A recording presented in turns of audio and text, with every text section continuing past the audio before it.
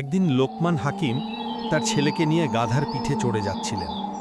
হঠাৎ কিছু লোক বলল, দেখো দেখো, গাধার ওপর দুজন মানুষ চড়েছে, কি নিষ্ঠুর। এ কথা শুনে হাকিম নেমে হাঁটতে লাগলেন। কিছু লোক আবার বলল, হায় হায়, ছেলে গাধায় চড়েছে আর বুড়ো বাবা হেঁটে যাচ্ছে, কি বেয়াদবি। এবার ছেলেটি নেমে গেল, হাকিম গাধায় উঠলেন। আরও কিছু লোক বলতে লাগলো, বুড়ো মানুষ গাধায় চড়ে আর ছোট্ট ছেলেটাকে হাঁটাচ্ছে, কি অন্যায়। হাকিম তখনও নেমে এলেন, দুজনেই হাঁটতে লাগলেন। কিছু লোক আবার হাসতে লাগল, আরে বোকা মানুষ দুজন গাধা ফাঁকা রেখে হেঁটে যাচ্ছে। তখন হাকিম তার ছেলেকে বললেন, বাবা দেখলে তো, আমরা দুজনে চড়লেও দোষ, আমি একা চড়লেও দোষ, তুমি একা চড়লেও দোষ, কেউ না চড়লেও দোষ।